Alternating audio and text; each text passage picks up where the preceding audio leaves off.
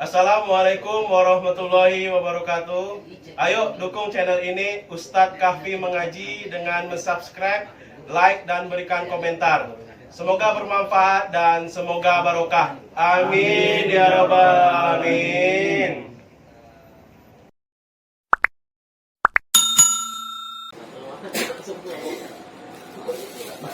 Assalamualaikum warahmatullahi wabarakatuh. Bismillahirrahmanirrahim.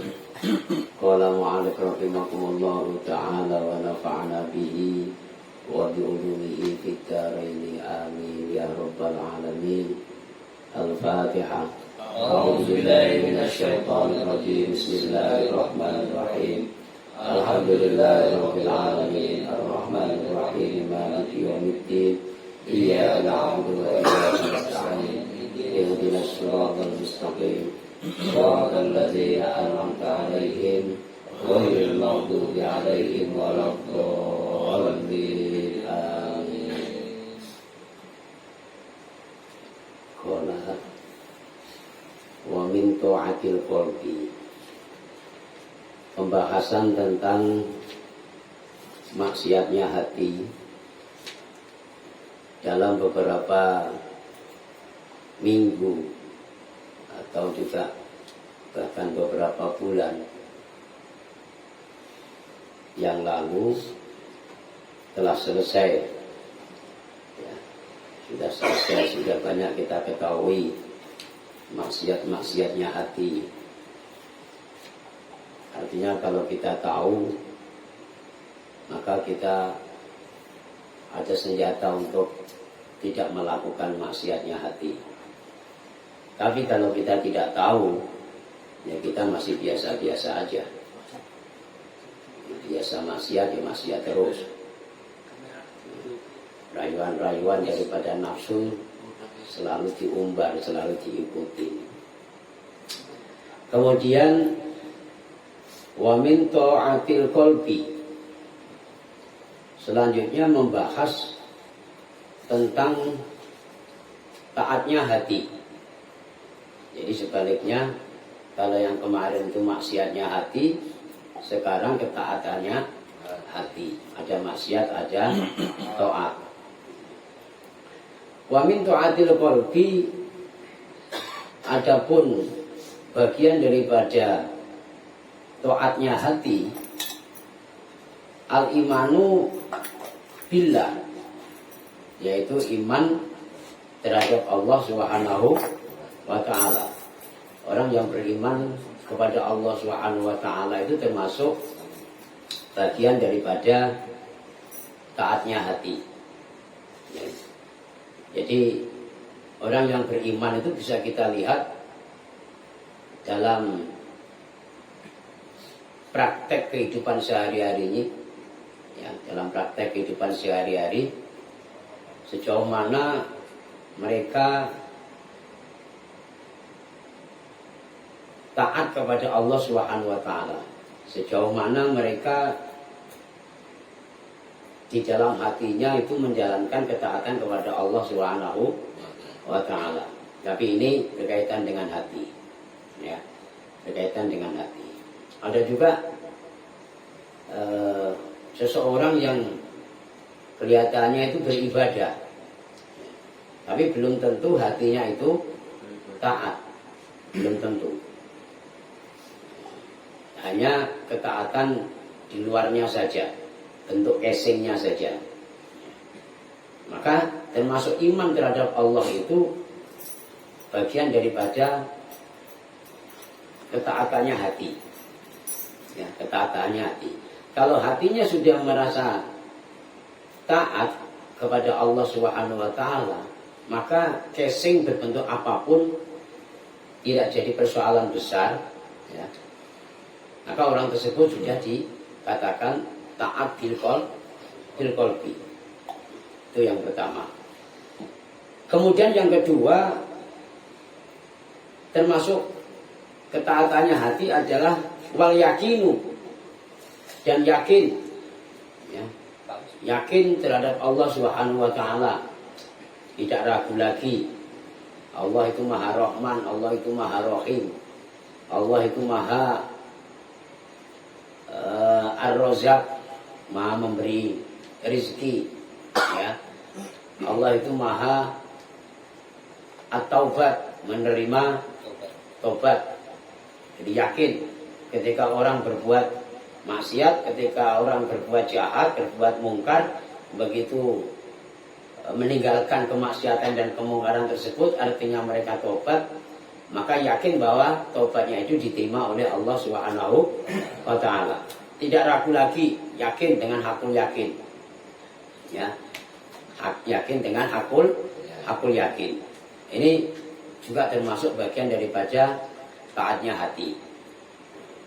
Namun lagi-lagi juga saya sampaikan bahwa untuk atau agar supaya hati itu betul-betul yakin terhadap Allah, itu juga tidak mudah, tidak gampang. Kadang-kalanya maksiat hati itu mengganggu, ngeribetin, kemudian apa bahasanya, merayu supaya dalam hatinya itu tidak yakin.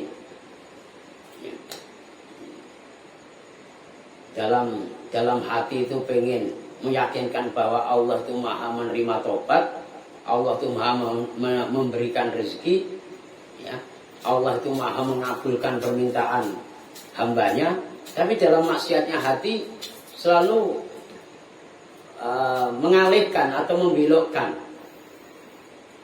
sehingga keyakinan di dalam hati untuk Maha menerima tobat dan Maha mengabulkan permintaan hamba itu sedikit berkurang. Mana nyatanya kita doa terus juga nggak dikasih-kasih sampai sekarang. Kita menjalankan sholawat nariyah agar doa kita itu diijabah oleh Allah, murah rezeki, ya, berkah rezekinya, lapang rezekinya, mudah urusannya. Tapi nyatanya sekian tahun kita jalankan ya pancet gini-gini aja terus. Ini kadang dalam hati kita itu bisa berbicara seperti itu, Pak. Pernah ngalami Pak Rekan ya? Insya Allah pernah lah. Kalau Pak Witono kayaknya belum pernah. Udah lewat maksudnya. Sudah lewat maksudnya gitu. Jadi ketaatan di dalam kolbu kita, ya, di dalam hati kita, ini diganggu dengan kemaksiatan hati, dengan maksiatnya hati.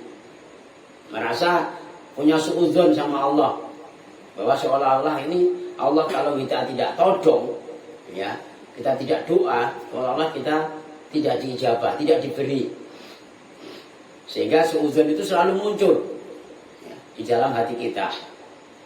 Suudzon selalu muncul, akhirnya keyakinan di dalam hati bahwa Allah itu Maha menerima tobat, Allah itu Maha memberi rezeki, Allah itu Maha mengabulkan permintaan hambanya, itu sedikit berkurang, ya. Itu yang kedua. Itu bagian daripada ketaatannya hati. Kemudian yang ketiga, wal ikhlasu,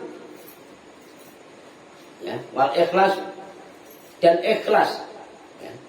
Ikhlas dalam beramal, ikhlas dalam beribadah, ya. Berbuat apa saja untuk menuju kepada Allah selalu ikhlas, karena kita juga kadang sadar bahwa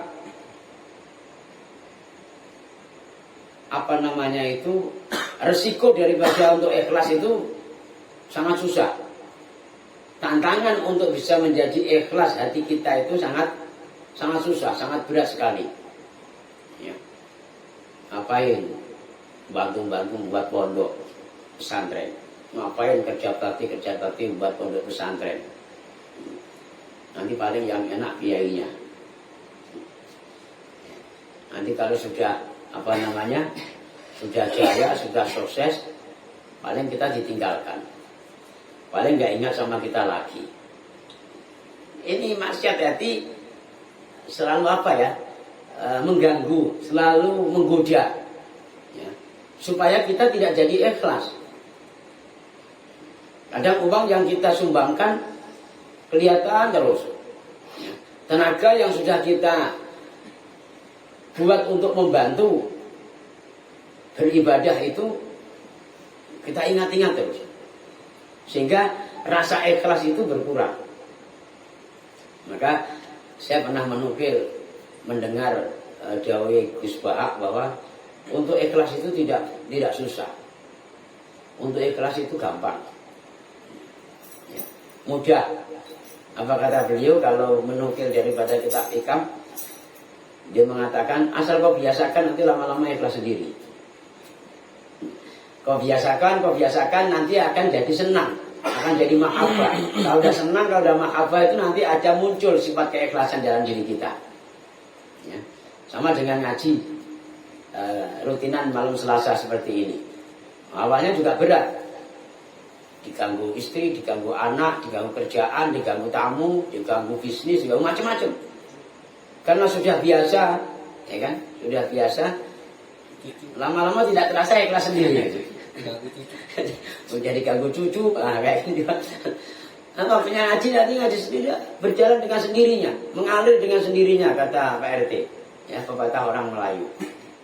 Kenapa? Udah menjadi kebiasaan, sudah menjadi rutinitas, sehingga untuk pamrih-pamrih itu sudah tidak terasa lagi. Yang biasa doa terus minimal 5 waktu, belum nanti di tengah malam, belum di perjalanan, belum waktu melaksanakan aktivitas, terus dijalankan terus, ya. Kadang tidak sadar bahwa doa itu belum diijabah, tapi juga nggak bosan berdoa, jalankan terus. Akhirnya di situ nanti ada jiwa ikhlas, ngaji entah pinter entah goblok, wallahu alam, nggak ngerti, yang penting waktunya ngaji gitu ya. Nanti lama-lama muncul sifat ikhlas tersendiri. Kemudian selanjutnya yang keempat adalah watawadu. Dan tawadu itu andap asal, rendah hati, rendah diri, ya, merendahkan dirinya, mengagungkan orang lain. Walaupun toh dirinya kaya, ketemu sama orang miskin, wah jenengan yang paling enak, kalian yang paling enak. Kok enak itu gimana? Kita makan aja susah. Artinya enak itu besok di akhirat hisabnya nggak ribet, karena nggak banyak yang dihisab, kan gitu. Sebaliknya yang miskin juga gitu. Oh paling enak jenengan. Walaupun toh banyak hisab, banyak pahala, karena jenengan nyumbang di mana-mana. Masjid kau sumbang, pondok pesantren kau sumbang, jalan kau sumbang. Nah, itu banyak ibadah, banyak amal. Artinya surga sudah komplit dalam diri kalian. Itu tawadu. Yang pandai juga demikian. Tawadu dengan yang bodoh, yang tidak pintar. Kalau kalian itu kan goblok itu nggak punya hukum. Yang punya hukum itu adalah orang yang pintar, orang yang punya ilmu. Itu yang punya hukum. Punya ilmu dilanggar, itu berat hukumannya. Beda dengan orang yang goblok, orang yang bodoh. Orang yang bodoh nggak begitu banyak hukumannya, karena memang betul-betul tidak tahu. Tapi juga beda kalau menggoblok-goblokan. Beda. Bertanggung jawabannya cuma satu aja. Sudah tahu bodoh, tapi kenapa kalian nggak mau ngaji? Kan itu aja dosanya. Nggak ada hukum itu diterapkan kepada orang yang bodoh, tidak ada. Hukum itu diterapkan kepada orang yang ngerti. Sementara yang bodoh hanya punya tuntutan dalam agama itu supaya ngerti. Itu tawadu. Ya, tawadu, selalu merendahkan dirinya, mengagungkan orang lain. Jangan menganggap diri kita kaya, jangan menganggap diri kita pinter, jangan menganggap diri kita alim, jangan menganggap ibadah kita ini diterima oleh Allah. Ya, jangan menganggap bahwa kita ini orang yang atau manusia yang paling hebat. Tapi untuk merendahkan dirinya, gerakkan hatimu untuk menganggap orang lain itu hebat. Mereka lah yang sukses, mereka lah yang alim, mereka lah yang luar biasa. Kalau kita ini adalah dhaif, lemah, nggak bisa apa-apa. Itu diantaranya bagian daripada tawadu. Bisa nggak Pak? Bisa nggak kira-kira? Belum tentu bisa. Ya. Belum tentu bisa. Kita ambil contoh saja. Sering saya sampaikan bahwa kita-kita ini ketika berjumpa, contoh satu saja, saling bersalam-salaman, di hadapan kiainya itu bisa merunduk di saat di majelis pengajian. Coba nanti pas kiainya lagi nggak bawa surban, nggak bawa tasbih, ketemu di jalan, biasa-biasa dan geleleng. Dari mana nih? Gitu aja. Masih mending mau tanya, ya kan? Apalagi ketemu kiainya lagi ngarit, lagi nyari rumput, malah tambah geleleng. Bisa-bisa malah kita gengsi. Karena kedudukan kiai kita tidak sama dengan kita. Kiai kita miskin, kita kaya, kita sukses, kita punya jabatan, anggota dewan, wali kota. Oh, terbalik malah. Ini contoh satu. Contoh yang kedua juga sama. Di antara kita sama-sama jamaah. Kita tahu Pak David itu paling tua sendiri. Jadi buat ejekan terus. Padahal harusnya dihormati, diagungkan, dipermonggo-monggo kan itu kan. Karena malah dijadikan ejekan selama ini. Coba wah geleleng Pak David itu. Pak David kan Namanya pemaaf, menyenangkan orang lain daripada marah aja. Menyenangkan orang terus. Iya betul. Nah ini harus kita mulai dari diri kita. Kita mulai dari tempat ini sehingga kalau sudah biasa tawaduk, maka nanti di mana saja ketemu sama siapa saja itu tawaduk tersebut akan selalu menghiasi di dalam kalbu kita. Itulah bagian daripada ketaatannya hati. Jangan hanya cuma gara-gara mau tawaduk sama gurunya karena selama ini diajar, diulang ngaji, dikasih pendidikan kepada orang lain tidak bisa. Ya, sama-sama kiainya saja itu kalau sama kiainya sendiri cium tangan, coba sama kiai yang lain. Gak mau kan Pak? Udah disebut Al-Mukarram Kiai Firman misalnya. Karena kita nggak pernah ngaji sama Firman, ya ketemu geleleng aja biasa. Dari mana tak? Dari mana aja? Biasa-biasa aja. Ini apa? Artinya di dalam hati kita, di dalam kalbu kita belum berbuah tawaduk kita. Kalau sudah berbuah, nanti akan secara spontan ketemu siapa saja, ya ketemu siapa saja itu mesti menunduk. Kenapa? Karena kita merasa bahwa diri kita tidak bisa apa-apa, tidak punya apa-apa, dan diri kita adalah bukan siapa-siapa. Namun merekalah yang bisa apa-apa, yang punya apa-apa dan apa-apa. Saya sendiri aja lagi dipanggil kiai 2 orang itu aja kadang udah besar kepala kita. Ya, nengok yang lain tuh macam nggak kiai itu. Saya sendiri apalagi bapak-bapak. Belum lagi nanti kalau kita berdialog, kita berdiskusi, kita ngobrol, ya apa bahasanya lagi? Kita jagongan. Nah, itu kalau sudah gayeng itu nggak tahu tua, nggak tahu muda. Yang tua, yang muda semua diembat, lantak lah, begitu bahasanya. Ya kan? Udah lepas kontrol itu nggak bisa beda-bedakan. Pak Yudi aja diejek ya dia. Padahal ibaratnya itu cuma Pak Yudi sama Jordan. Bahasanya kan Jordan yang tawaduk kan gitu.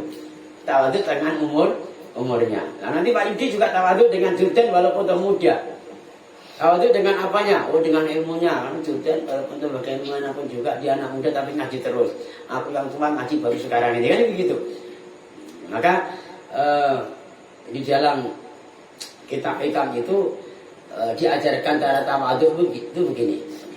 Ketika kalian ketemu kepada orang yang lebih rendah daripada kalian, ya, tentang apa saja, tentang hartanya, tentang ilmunya ataupun kealimannya, tentang amalnya, itu kalian harus punya husnudzon begini. Engkau adalah orang yang hebat bagi saya. Apa hebatnya engkau? Engkau tidak alim, engkau tidak kaya, engkau tidak sukses. Akhirnya engkau itu hisabnya tidak banyak, pertanggungjawabannya di hadapan Allah juga tidak banyak, tuntutannya juga tidak banyak. Ketemu sama anak muda lebih muda daripada kita, anak muda itu lebih hebat. Mereka lebih apa namanya? Mereka apa namanya itu tidak banyak dosa, lebih banyak dosa saya. Karena umur mereka baru 30, saya sudah 60. Selisihnya 20 tahun sendiri. 20 tahun itu banyak berapa dosa yang pernah kita berbuat. Nah, ketika ketemu sama orang tua juga, yang muda juga harus punya tawadhu seperti ini. Orang tua itu hebat. Dia umurnya selisih sama saya 50 tahun. Berapa banyak ibadah yang diperbuat selama 20 tahun selisih dengan saya itu. Ya, paham Pak? Nah, sehingga bisa kita lihat kadang pertemuan-pertemuan antar kiai, antar masyayikh, ulama-ulama besar itu atau para habaib. Habib yang satu pengen nyium tangannya Habib yang lainnya. Yang lainnya juga pengen nyium tangannya Habib tadi. Jadi apa ya? Sama-sama tawadhunya saling cium-ciuman.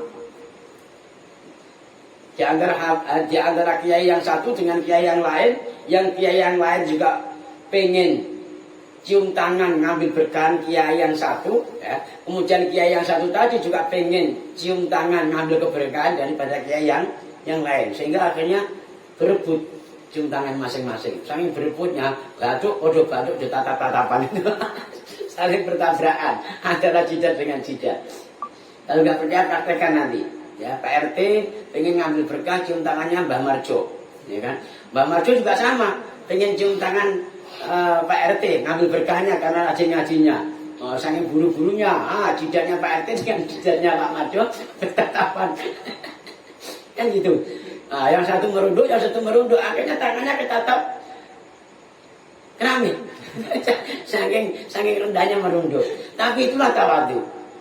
Ya, itulah tawadhu. Yang paling diutamakan adalah tawadhu bil qalbi, karena tawadhu itu bagian daripada min ta'atil qalbi, taat dalam hati. Maka kita mencoba untuk melatih qalbu kita agar ketemu siapa saja kita bisa tawadhu. Dengan kebiasaan kita tawadhu terhadap manusia, maka suatu saat nanti kita akan bisa tawadhu terhadap Allah Subhanahu wa ta'ala. Bagaimana kita bisa tawadhu sama Allah kalau kita tawadhu sama manusia aja nggak bisa? Padahal itu bisa kita lihat dengan mata kita. Hari-hari kita beradaptasi, hari-hari kita bertemu, hari-hari kita berbincang-bincang, ngobrol bareng. Ya. Apalagi sama Allah. Nggak pernah lihat, ya. Nggak pernah ketemu muka. Hanya cerita-ceritanya saja. Mana nggak tambah nggak bisa tawadhu. Taatnya itu kalau ibadah bareng-bareng. Kalau sendirian juga taat lagi. Ya suka-suka. Seolah-olah tidak merasa diperhatikan oleh Allah. Masih banyak daripada taat di dalam hati kita. Dan nanti insya Allah akan kita lanjutkan pertemuan malam Selasa yang akan datang. Mudah-mudahan ada manfaatnya dan ada barokahnya. Amin ya rabbal alamin. Al-Fatihah. Bismillahirrahmanirrahim. Alhamdulillahirabbil alamin. Arrahmanir rahim. Maliki yaumiddin. Iyyaka na'budu wa iyyaka nasta'in. Ihdinas siratal mustaqim. Siratal ladzina an'amta 'alaihim ghairil maghdubi 'alaihim waladdallin. Amin. Demikian kurang lebihnya mohon maaf. Assalamualaikum warahmatullahi wabarakatuh. Waalaikumsalam.